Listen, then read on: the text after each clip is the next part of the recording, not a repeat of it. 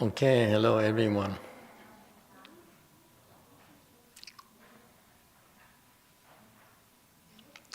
We're getting busier and busier, so I'm very happy that we can find the time to practice Chan meditation together. Things will change. We are ratcheting it up. So,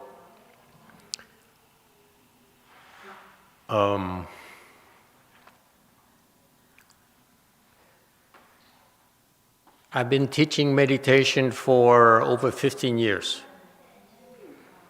And I'm still learning. There is a Korean monk in Northern California. He's an arhat. And he hardly speaks English at all. And yet, he has a following of regular Caucasian meditation students. They don't speak Korean. He doesn't speak English. He hardly speaks English at all. He can't really explain to you. He can't really give you clear instructions.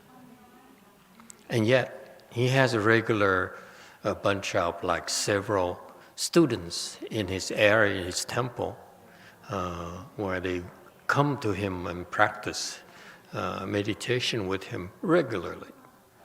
Why is that? See, I learned too by teaching. I learn also by watching and observing how others people teach, especially when the successful ones, and occasionally or primarily more often the unsuccessful ones. What I define by success is people practice meditation regularly, and in particular, they come to the temple and meditate regularly. That's success. Better yet, if you are able to come to the temple or practice meditation and improve regularly, that's great success. And what's failure? Failure to me is that they don't meditate at all. They feel like meditation is of no use to them. Or they meditate regularly and they don't make progress. So when you meditate and you don't make progress, what's happening is slowly and gradually you lose faith in meditation. Meditation, as the Buddha envisioned, as he taught us, is meant for us to help you improve.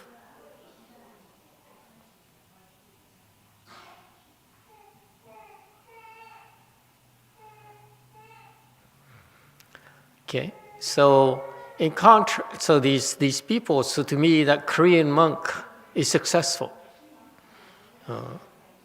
because his students come regularly because they get something out of this sits with him. Whereas my master's disciples in my generation would have temples. We have a lot of temples. They have a lot of temples. They have Chan classes, but they don't sit with their students at all. Or if they sit, they fall asleep. They doze off. They fidget. One of the first things you learn in meditation is control your body movements. Don't move. If you can help it. Don't look at the watch. Don't scratch your nose. This young man's here problem can be easily solved by sitting longer and not moving and sitting longer. Naturally, all the karmic obstructions he has will go away simply by sitting longer and longer and longer. That's all. Whether he can do it quickly enough depends on how many blessings he generates to counter those karmic obstructions. Okay? But meditation is not that difficult to make progress if you have a good teacher. Okay? So that's why when I train my students to teach meditation, and they're very qualified, they're very good meditation teachers and trainers, they sit with you, whether it's in person or whether it's online. When you sit with them like that, you gain great benefits. Whereas my master's disciples, they don't understand how to train meditation because apparently they don't see any benefits in the students because they're discouraged because their students don't keep up and they quit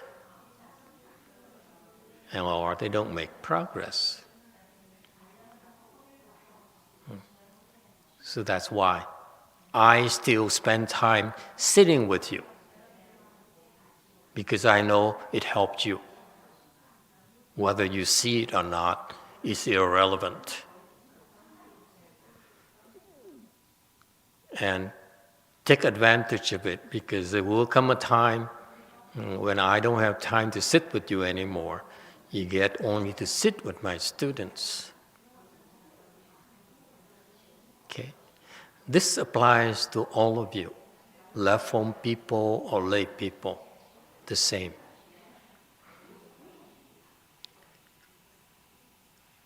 Especially you left home people. What's your excuse for not sitting with me when I meditate? Here. Where is the fire? Is there a fire that gives you an excuse not to attend this training session for everyone? Maybe you're better than me already. In that case, you should be sitting here and teaching me.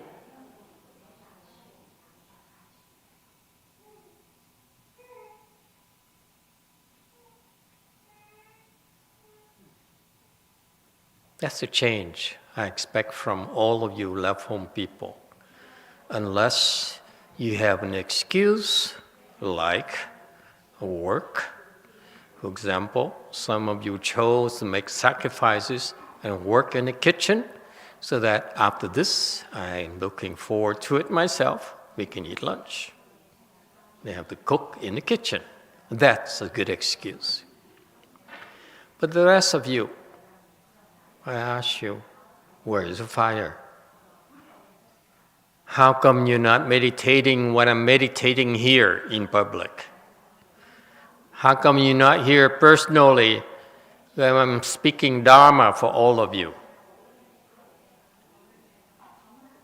What's your excuse? You know,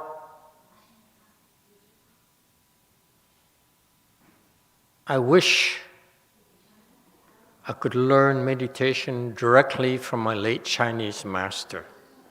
He used to sit with his students when he first started teaching meditation in San Francisco, Chinatown, in the 70s. And later when I joined and the association became a novice monk, he didn't teach meditation anymore. His body was too sick, too old. He's dying. So I wish, really is one of the regrets I have in my life, is to not receive direct training from him, not to see how he taught meditation. I only get to observe the poor teachers, the unsuccessful teachers, and I figure out what they did wrong, they're doing wrong. That's why I did the opposite. I'm doing the opposite. And it worked for you.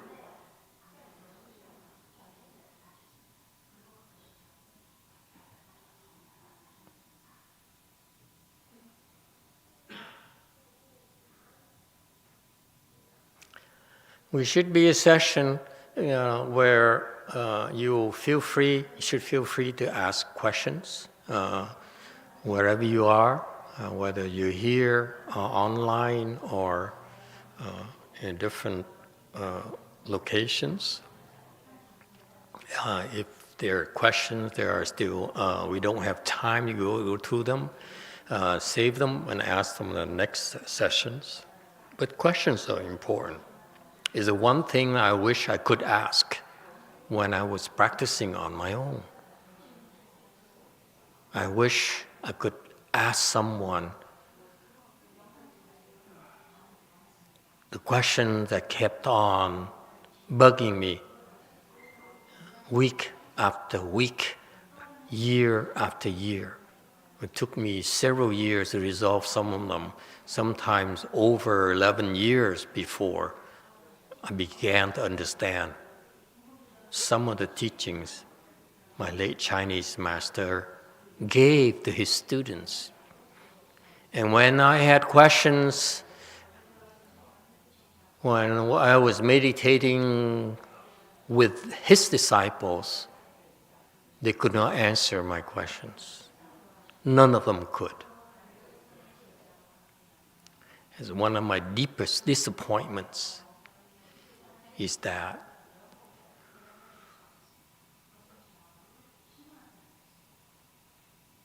the fact that the meditation teachers are supposed to be able to answer your questions. My meditation teacher students are supposed to be able to answer your questions. If they can't, they will ask me so that we'll provide you with an answer, which I did not have years ago. So I learned meditation by trial and errors. You wouldn't believe it. I started by trying to conquer the leg pains like most of you.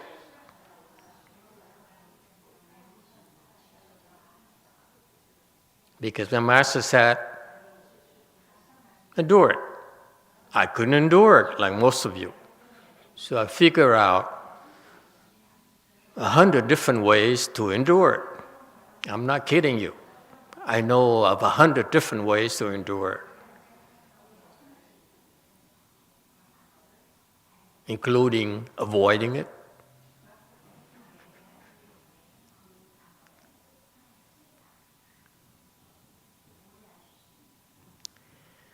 and the reason we give this Dharma talk is to make time for you to ask questions, because you find out your questions is not just your own questions, your own problems. It's a lot more commonplace than you think. And it helps us understand better how to train you, how to teach you. So please feel free to ask questions where you still have a chance. Trust me. Okay? It saves time. It saves you time.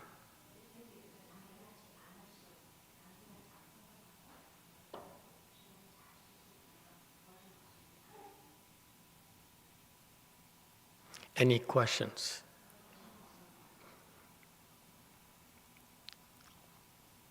If you work hard, then you're supposed to have questions. So work harder. Okay? You don't have questions because you're not working hard enough. I had questions every day. It bugged me every day. Okay? But I'm different. I meditated a lot more than you do.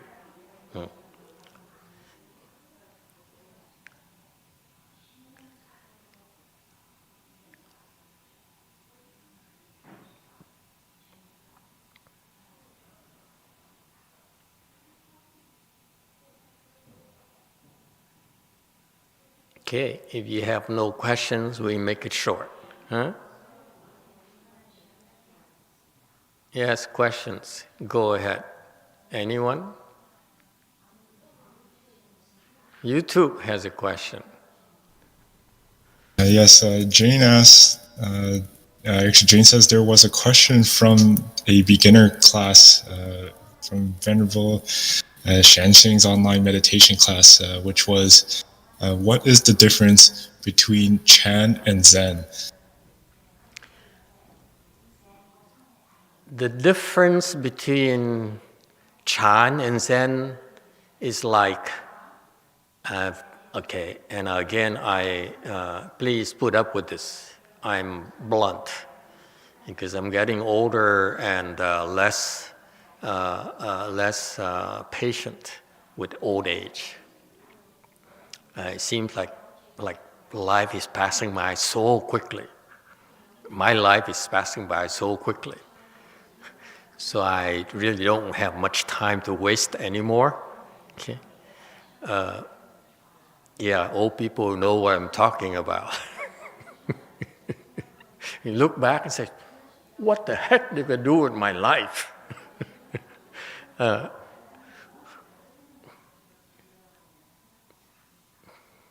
wish I could do it over again. I do a much better job.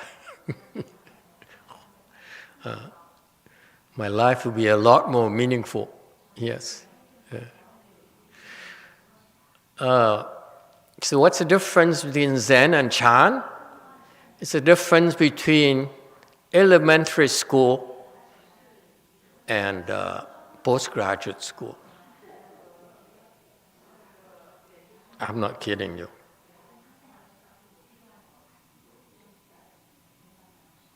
It's because I look at the Zen teachers out there right now versus the Chan teachers in the world who's still alive. Never mind about what happened in the past. They have great teachers like the Dogans and the Kukai and those good Japanese teachers. But nowadays, they don't have. I don't feel they have good teachers anymore. I listen to how the young Zen teachers, the popular ones, are teaching out there in Japan or here in this country. I think it's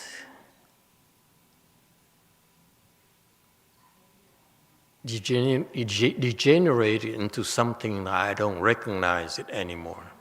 It's becoming worldly.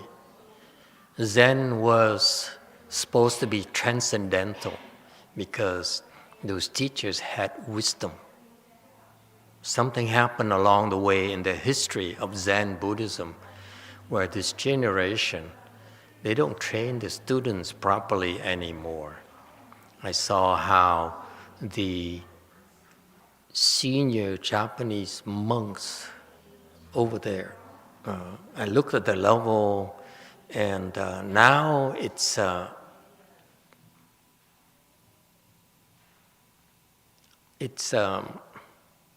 becoming too worldly for me.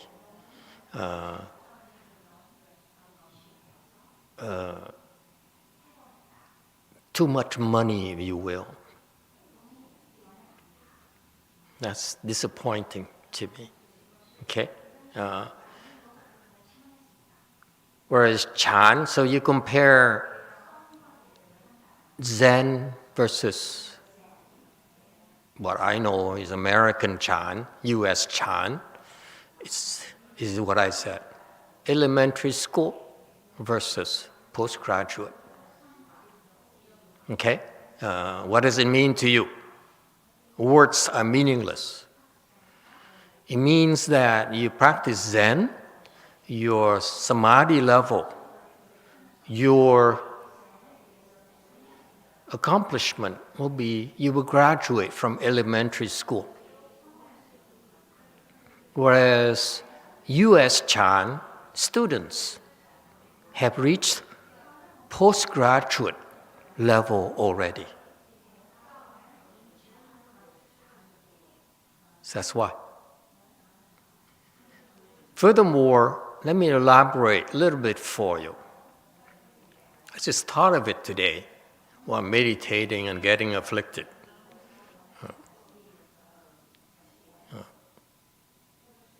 In all learning, human learning, there is breadth and depth. Yes? What is breadth? Horizontal, like the girth of your belly. That's breadth. Yes?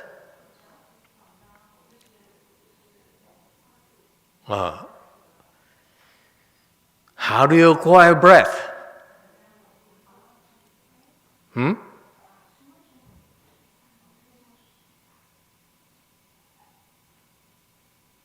By watching TikTok, YouTube. Yes? YouTube nowadays have so many instructional and educational videos.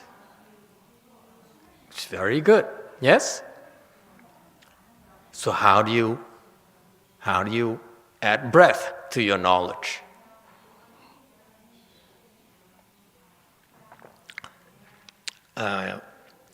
Purple.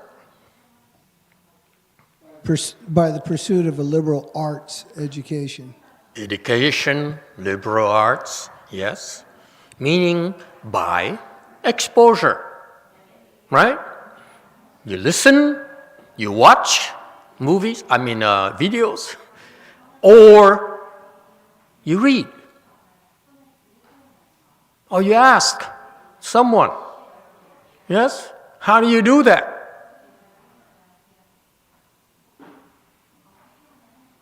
Right? So breadth is more knowledge by exposure. Yes? That's breadth. What about depth? What's depth? How do you acquire depth? Yes, young man. By practice and study and lots of hard work. Practices and studies. Okay. Can we be more specific? How do you acquire depth? So breadth is you take courses, you study, you read, you listen, and so forth, right? Exposure, increase exposure. It takes time for you to do that. You have to take courses, go to universities, take classes, and so forth, right? All right. So how about depth? Yes? Blue? You have to master something, get really good at something. You have to master something. How do you master something? Yes, purple. By turning many pages on the same subject. By what? By turning many pages on the same subject. Turning many pages on the same subject seems to me that repeated exposure. That's still breadth, not depth. You don't know? You don't know these are fundamental concepts of human knowledge, breadth and depth. Yes, Pink. Cái chiều sâu là mình nhìn vào cái tâm của mình, nhìn vào sâu vào trong tâm của mình chứ không có nhìn ra ngoài.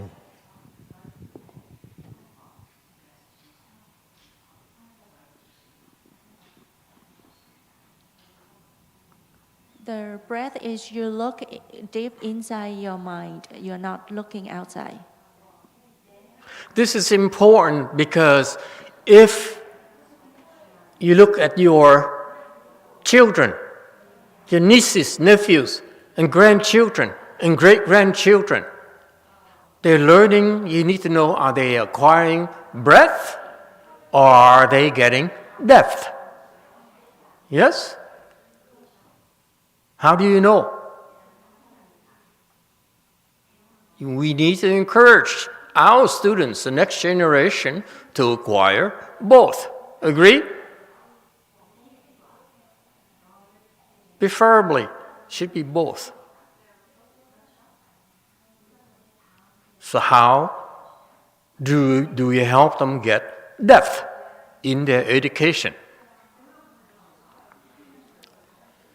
Yes, blue, green. Through critical thinking and contemplation, like coming up with their own ideas, and the venerable said, he said, look inside your own mind, and I agree with that. To come up with your own ideas of what you've learned and form your own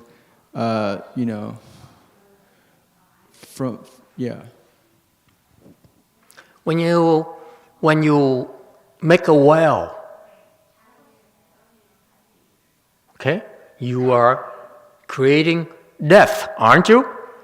Yeah, at the surface, you're creating depth. Yes? How do you create depth? Huh? Yes. To make a deep well, you have to dig really deep. So you have to... You dig. You drill. Yes? You dig. You drill. Better yet, you hire those companies for $100,000 in California. They dig a well for you. Okay? They drill down. It's $100,000. If it is dry well, tough luck. You want another trial, another $100,000. Okay? If you're a farmer, that's what you're faced with, a bill, $100,000 each trial. But you need to drill, you need to dig in order to get depth. Yes?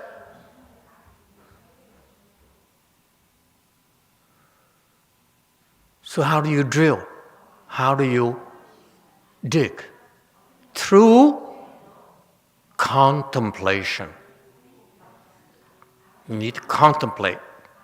It doesn't matter what you do. You have a problem. You research. You find out what's available, how they fix this problem. And you still cannot find the answer, okay? You have to contemplate. Think about it. How do I fix this problem? How do I cook phở better? Whatever you do, you need to contemplate. Okay? Contemplation, thinking. You look at the problem over and over and over again. That's contemplation. And the best way to contemplate is meditation, because meditation forces you to look at one problem over and over and over again, because you can't escape it. For example, your legs hurt. Yes? Some of you, your legs hurt when you cross them. Every time you cross them, they hurt. Can you avoid it? Because you can't. Every time you meditate, and instead of Zen, what did they do? They say, when it hurts, unbuckle. It's okay. Don't force yourself. You don't pay us enough. Okay? So we won't reveal you the secrets. Whereas in Chan meditation, it says, no, force yourself. Face your pain. Contemplate your pain. Don't run away from it. You have a problem, look at it. Keep on looking at it until you figure out how to fix it. That's how you create depth. Yes or no? We've been teaching you that, and yet you don't realize that Chan meditation is death. You becoming a deeper person in everything you do has more depth. If you improve in Chan meditation, you become a deeper person, and your solutions are deeper. You deserve a promotion at work. Because now your solution has both breadth and depth.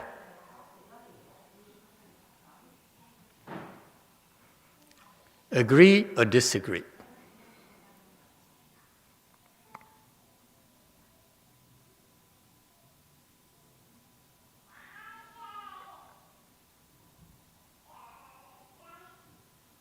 So you go to school, you take classes, the professors give you breadth, they give you exposures. How do they give you depth? By giving you problems that you need to fix. And you need to contemplate and look at the problems over and over and over again. If you quit, too bad. You will not have depth.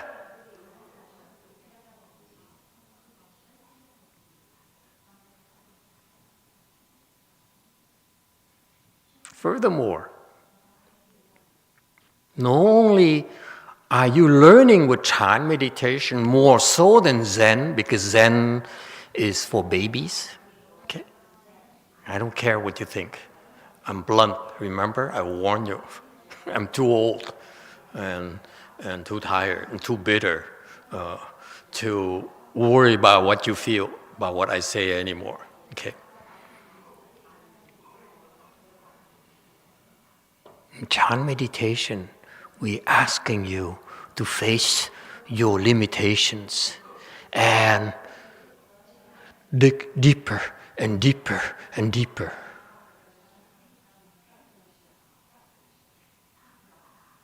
The mere process of Chan training forces you to dig deeper, drill deeper.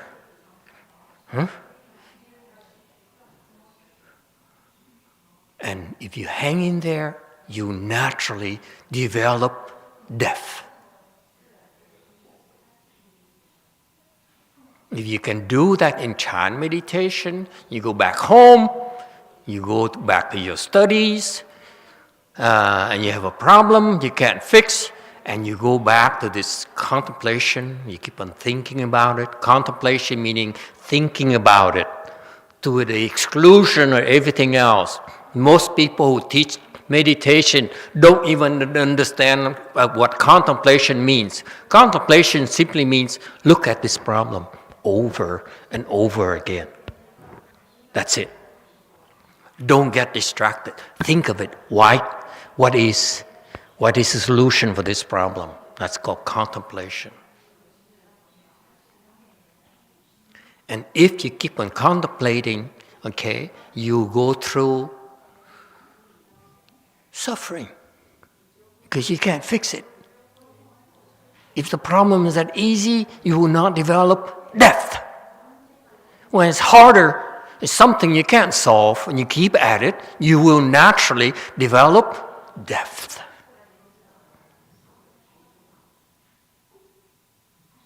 Is it clear? Depth is earned. It's not given to you. You have to work for it. You have to suffer for it. In colleges, you develop depth because the professor gives you a problem you can't fix, you can't figure out. And you rack your brains, and you burn the midnight oil, and you make sacrifices. You forego going out with your friends, grab a beer and have a good time. You say, no. I'm gonna have to pass. I'm gonna have to sit back here by myself and look at this problem. It's called suffering. Yes? That's how you develop depth in college, at school. Looking back, you agree or disagree?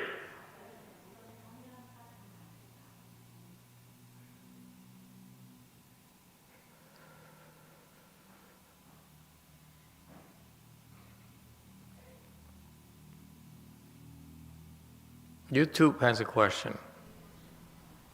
MobyMech11 asks, I have a sleep disorder that makes me fall asleep whenever I close my eyes or have to be still. I've been reciting Emitofuo and walking so that my body won't fall asleep. Do you have any advice for me? No, I have the same problem. My students have the same problem. Hey, Xianqie, how do you fix the sleep problems again?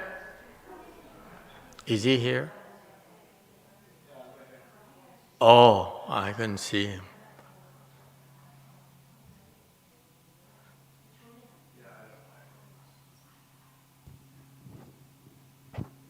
I don't know.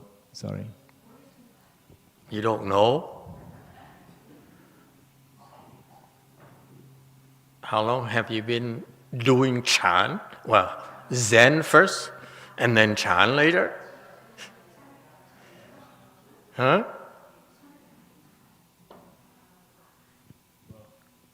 I guess to when I first started, it's been over about 20 years.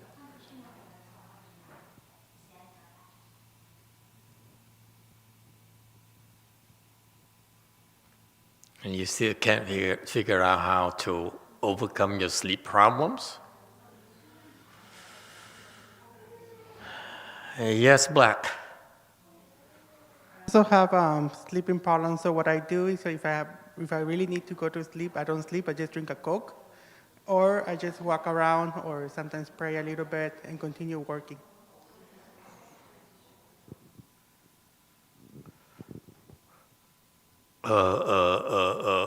Lady who does not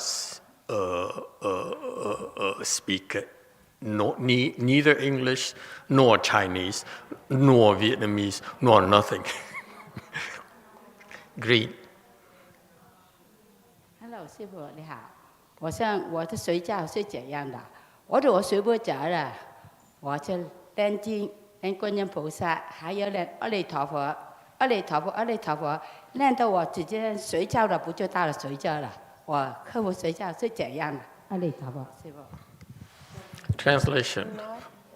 Master, when I sit and I fall into sleep, I would read sutra or read Guan Yin and just chant Guan Yin, Guan Yin. That's how I deal with it.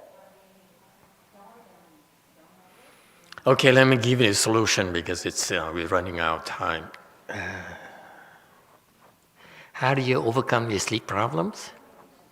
I gave you a solution already. What's the matter with you? Fight it. You keep fighting it. Remember? You're given a problem. The problem is I'm sleeping. You sleep, you fall asleep when you meditate. That's a problem. Keep fighting. Keep meditating. And every time you meditate, fight. Do not fall asleep. And you fall asleep, okay, slap yourself in the face. What's that? Self-flagellation? Is that who you Catholics do? Take a whip, and go like this, okay? What? That's two Buddhists? Yeah, that's what you learned it from. It's only reserved for Buddhists, not for Catholics. The point here is that you keep on fighting and fighting. You know they have a problem. You can't fix yet. You keep on fighting, look at it, and you fight. So what you do is next time you meditate, you make sure you don't fall asleep 1 minute longer. Okay? Sit a little bit longer after that, you can fall asleep. I don't care. Next time, 2 minutes longer. You got that? And you keep on fighting and fighting and fighting. And for those 2 minutes you fall asleep, take a needle and prick yourself. I don't care what you do. Take a whip. Whip yourself. I don't care what you do. Okay? But stay awake a little bit longer. That's all you do. Okay? You hear me? 1 day at a time. You're not going to have death overnight. It's gradual. You keep fighting. Okay? Fighting and fighting and fighting. And make headway a little bit more each time. That's all you do. That's how you develop depth.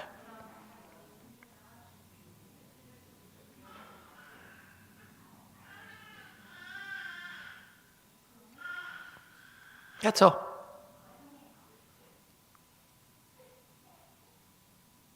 Or you can quit. Yes, Pink. Thì, khoảng chừng 7-8 tháng nay là con ngồi là con ngủ. Thì con không biết làm sao thì con mới thấy một là mình thiếu phước, thứ hai là nghiệp chướng. Nó không cho mình làm. Thì như thầy dạy thì con kết hợp với cái vụ kia đó thì con đi có thể 1 tiếng, 2 tiếng đồng hồ chiên liên tục luôn, hoặc là nghỉ 1 tiếng mà đi 1 tiếng khác. Rồi con đọc chú Lăng Nghiêm.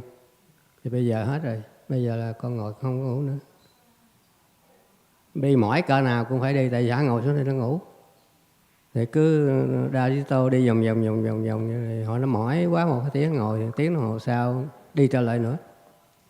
Vừa phá nghiệp chướng mình mà vừa xây dựng cái phước. Thì con thấy nó có kết quả.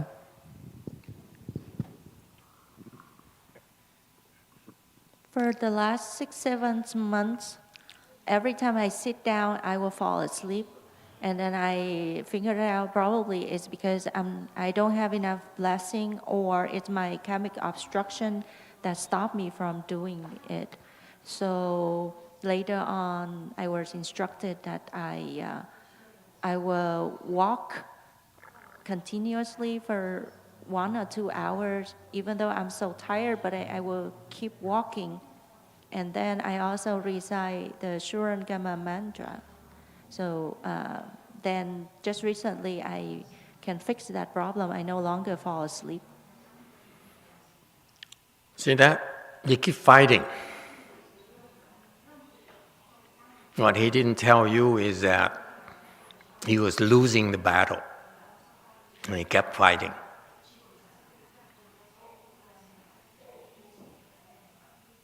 He kept coming, sitting there and fall asleep and snore. And he kept losing day after day, year after year. And one year, recently I got tired of it. I said, well, it looks like he hasn't figured it out yet. And he refuses to quit. So if he keeps on coming and dozing off like this, it's a very bad example for the rest of you. So I have to teach him how to fix it. So I have to help him I have to help him, and then I have to teach him how to fix it. See, that's what happens when you don't quit. In his case, it bothered me, so I had to teach him.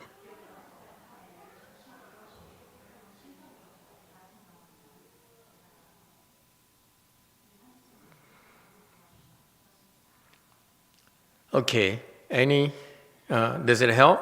A YouTube question? Yeah, so this question is from the online class. There's a person asking the question, is a high school student who tried sitting full lotus for a week. They ask, for that week, every time I finished sitting, I felt dead. I've experienced this disconnection from reality, and it's pretty stressful for me since it's really hard to get out of. And this really stresses me out. Can Master please address this? Very good. In fact, I like to remind you, I have a family in San Jose, and I learned from them as well something very interesting. His family here, they are just like a typical family. The parents are extremely busy making a living, going to work, and so forth, and getting stressed out at work. Anyone has that problem? No? Only them. Only San Jose people, I guess. And then they go home, they're stressed out themselves, and then they make a point to meditate with their students. It's very, very good practice.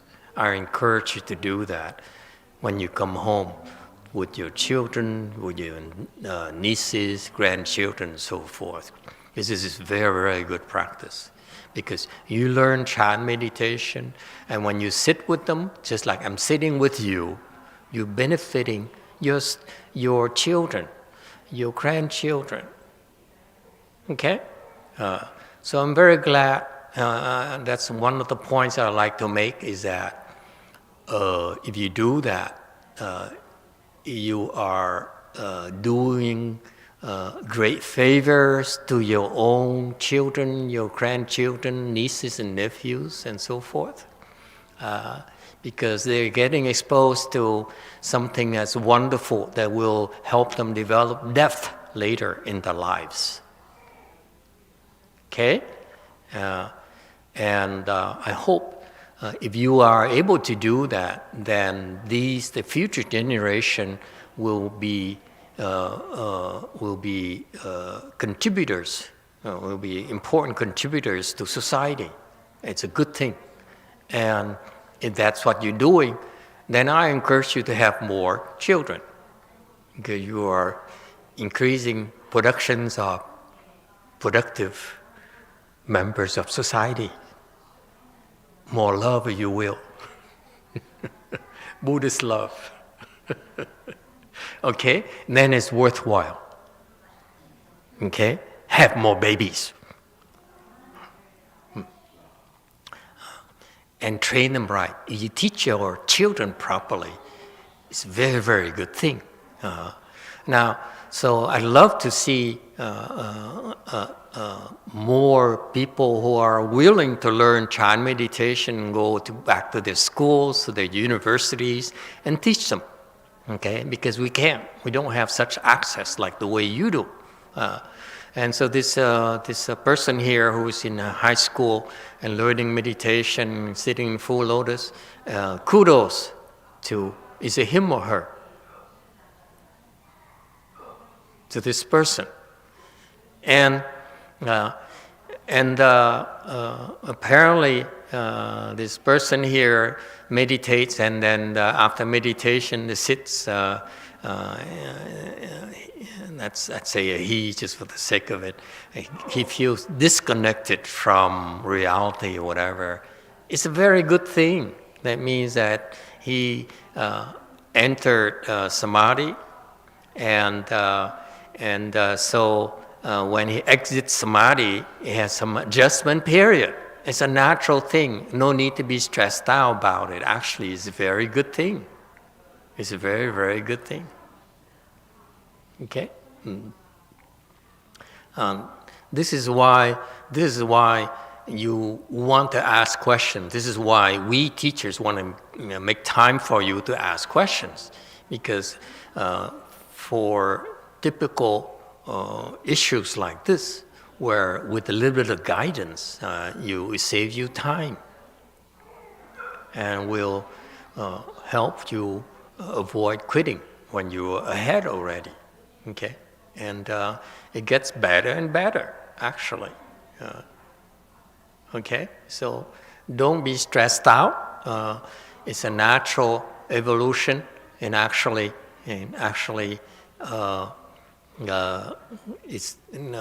I hear a lot from my students. I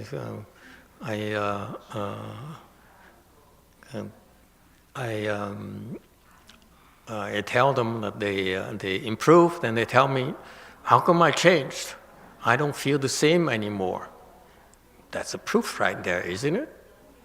Either you get older and senile like me, or you improve. So your mind thinks differently. Okay? Actually, your mind is a lot faster than before. All right? And clearer than before. Your wisdom is developing. You have more depth in your soul. That should be a good thing. Okay? But if, in general, if this person is concerned about it, we should talk give him a private consultation and get more details, okay, and address his worries and his concerns. So in general, it's a good thing. I wouldn't worry about it, okay. Anything else?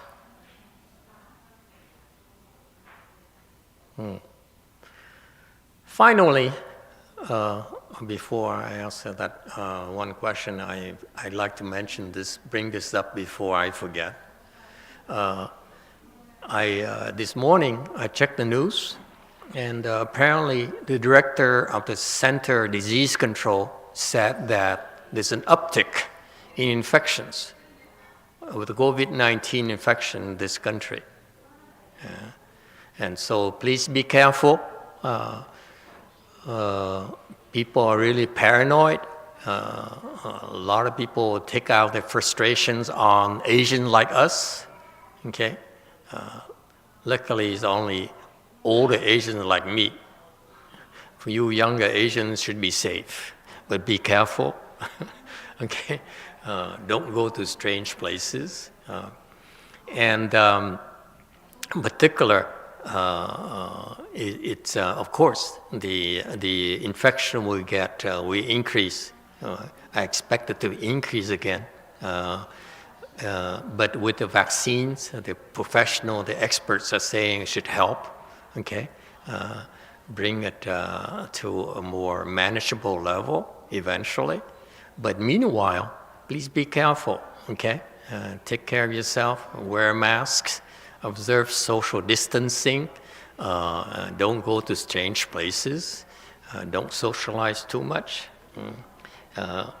And I remind you again that I have this small quirk.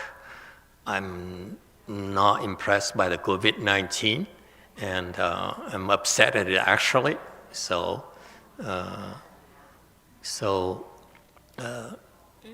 getting infected is not a big deal. Okay, what kills me is the fact that it's causing death in people. That really bothers me. We get sick. So what's new? What else is new?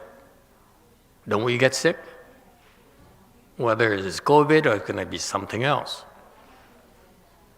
Okay, so doesn't bother me if you're getting infected and you're getting sick, but it bothers me that people are dying because of that. Okay,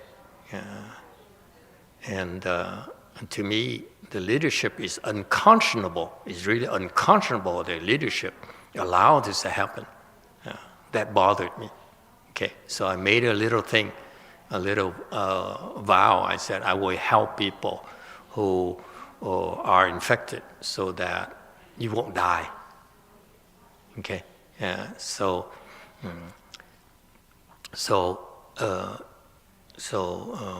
I'm running out of time. I don't have time to do that anymore. So I only promise you that the people that you know, the close to you, your friends, your acquaintances, your colleagues, and they get infected, will help them for free. Okay, because enough is enough, and in particular in California, in Korea, in Taiwan, in New York, will provide the protection. Okay, just to show these COVID demons, you're not afraid of you. You're nothing. You cultivate, you meditate, you have nothing to worry about. Okay? But don't afflict others. Go when you go out, wear masks and so forth. Not because you're afraid of getting infected, but it's out of consideration for others. Okay? They're scared. People are scared out of their wits right now. Okay? We don't need to add to it ourselves. All right? But Chan meditation, you do Chan meditation, eventually you learn to live without any fear. COVID-19, big deal. They can't touch us. Okay? So, it's annoying to me that it's such a weak virus, and yet they're frightening the heck out of the world. Okay?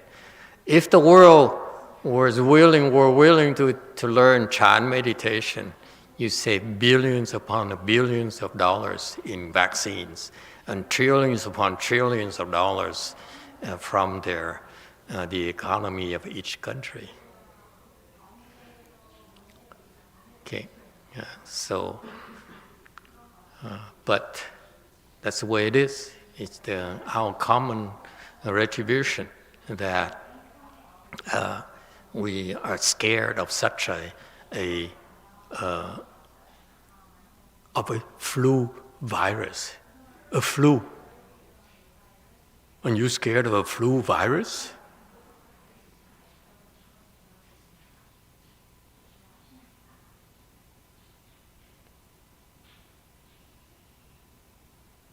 You have a little bit of Chan meditation skills, you can defend yourself. You won't die. You get infected, so what? You get a flu, so what? You recover, big deal. Okay? Live with no fear. That's our Chan motto. COVID-19, come and you die. You dare come near us, you die. Okay? I know I sound crazy, but I'm too old to worry about what you think of me. Okay, thank you everyone, and let's go have a lunch.